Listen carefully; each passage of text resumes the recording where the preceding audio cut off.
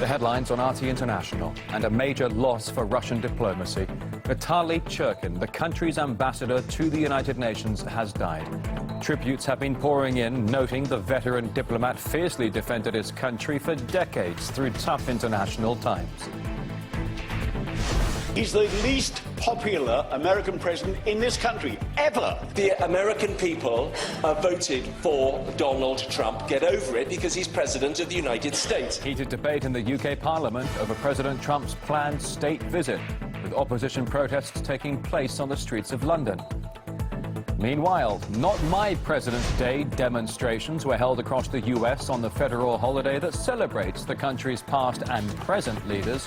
But some are asking, if not Trump, then who? Princess Leia is my president. I'd rather have Pence.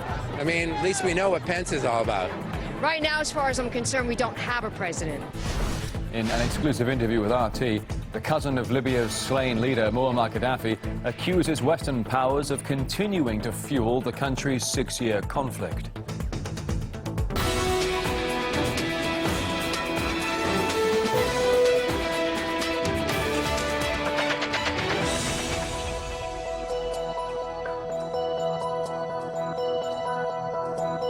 Your Tuesday Worldwide News headlines live on RT International. Thanks for joining us. Russia's ambassador to the United Nations has died. Vitaly Churkin was taken ill at his office in New York and passed away in hospital one day before his 65th birthday. Known as a talented speaker, Mr. Churkin was a staunch defender of Russia's position on various world affairs. We categorically do not accept any insulting statements about our country. The speech by the US representative was particularly strange to me. She delivered her speech as if she was Mother Teresa herself. Please remember which country you represent. Please remember the track record of your country. I don't mind who likes me and who doesn't. I'm just doing my job.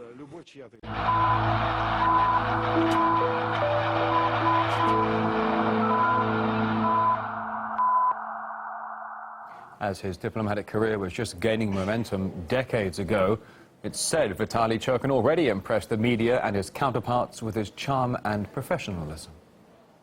We are in for another stage, a stage of intensive political contacts and consultations in order to achieve an overall political settlement. He first came to prominence as a foreign ministry spokesperson for the Soviet Union from 1990 until its collapse the following year. He went on to serve as deputy Russian foreign minister and ambassador to Belgium and then Canada. He became Russia's permanent representative to the United Nations in 2006 and served that role for 11 years. RT's Vitaly Churkin now looking into the life of the prominent diplomat. For 11 years, Vitaly Churkin had been the face and the voice of Russia at the United Nations, vigorously representing the country's position, even if it meant sharp exchanges with his counterparts at the UN Security Council. Russia is known for its literary greatness, and what you just heard from the Russian ambassador showed more imagination than Tolstoy or Chekhov. Ms. Power started her speech mentioning Tolstoy and Chekhov, but finished it down on the level of the tabloid press. We categorically disagree with insulting comments towards our country. Outside the tense debates at the UN, there was a different Vitaly Churkin, known to many for his sense of humor. You've been here a long time. You've seen 4 or 5 different... Thank you for reminding me. In 1986, then-Soviet Embassy Secretary Vitaly Churkin, in an extremely rare instance for a Russian diplomat, went to the U.S. Congress to answer lawmakers' questions about the catastrophic accident at the Chernobyl nuclear power plant. According to the media at the time, he impressed many. The LA Times wrote Churkin became an instant media star, noting his youthful good looks and fluent English as he deftly parried sharp questions from the lawmakers. At that congressional hearing, he was quoted as saying, "If you want to talk to my country in a commanding tone, forget it." The Washington Post at the time called him Vitaly, charm your pants off. It is a complete overhaul of our society, a modernization, if you will, of our society, and openness, glasnost is an important part of it. It means basically that things should be discussed and brought out in the open, and that everybody has to be involved. It is a part of democratization of our society. He had dedicated his life to diplomacy. This, he said in his last interview. I do not regret that I chose a career in diplomacy. It would be a lie to say that it is an easy one. Indeed, there are some hard moments in the life of a diplomat of a country. We're in one of those moments right now. I would prefer that things had turned out differently and we didn't have to experience some of the events which took place in recent years. However, we are where we are, and we need to react accordingly and continue to live.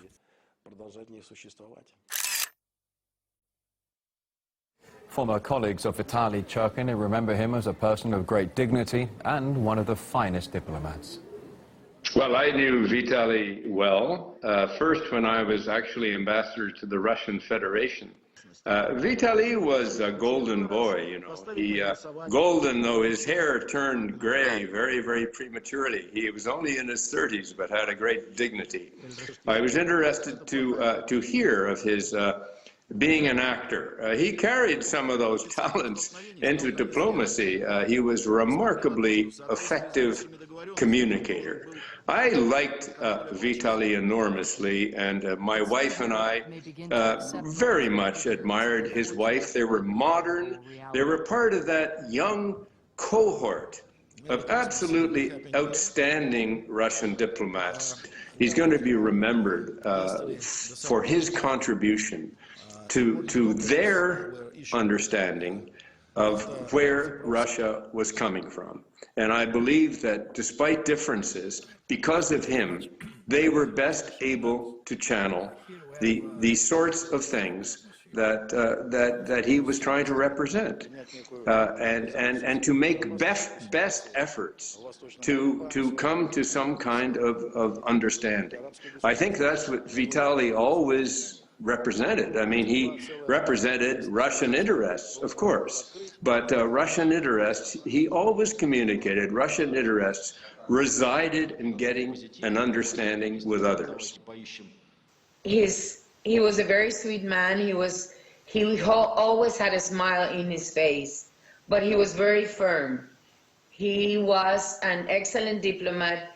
He knew how to conduct the debates in the Security Council. He knew how to express the Russian Federation's position, and also he was a big defender of the rights of the small countries like us. I will always remember him more than a colleague, first of all, a friend. About 2 weeks before he passed away, Vitaly Churkin spoke to us here at RT International. That turned out to be his very last interview. You can watch it at your own time on our website rt.com or here on this network at 13:30 GMT. All right, let's cross live now to Russian diplomat Sergei Ordzhonikidze, now joining us live here on RT International. Sergei, thanks for coming on the program today. I understand you actually worked with Vitaly Churkin. Please tell us about your personal experience of the man.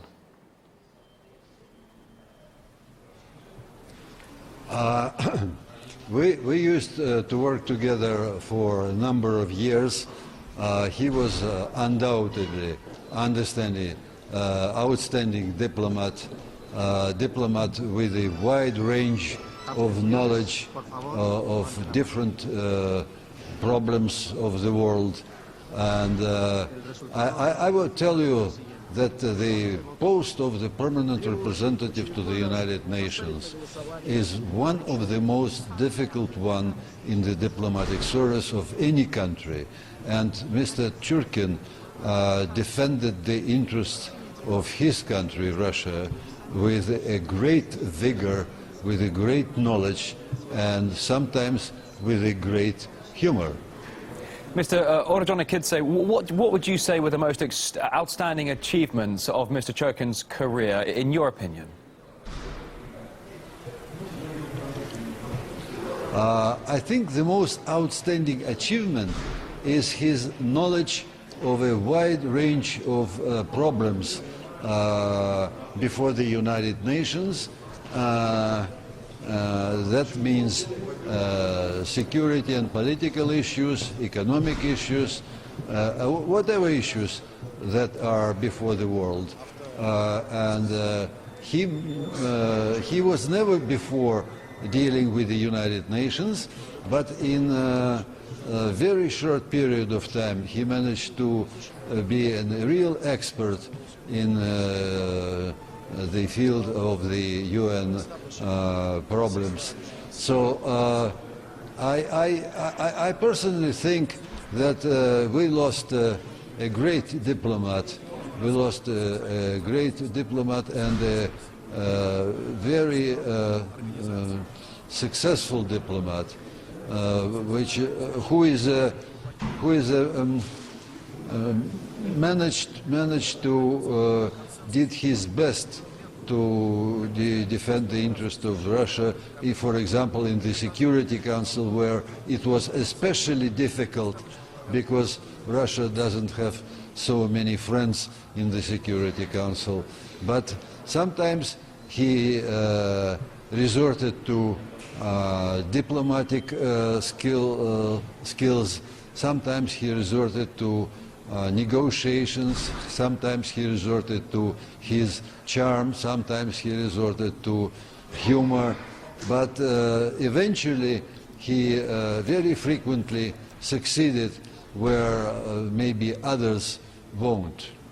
When it comes to whoever will be filling the shoes of Mr. Churkin, the next Russian representative to the United Nations, any suspicions as to who might fill the shoes next?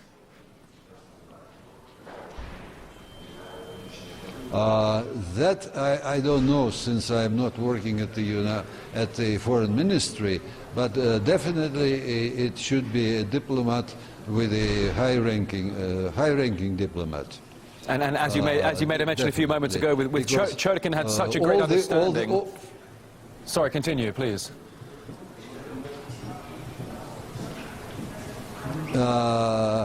All the previous diplomats, permanent representatives to the United Nations, always been of the high-ranking stature, because the work itself presumes that a person is a matured, knowledgeable diplomat with all the skillfulness that diplomatic service can bring.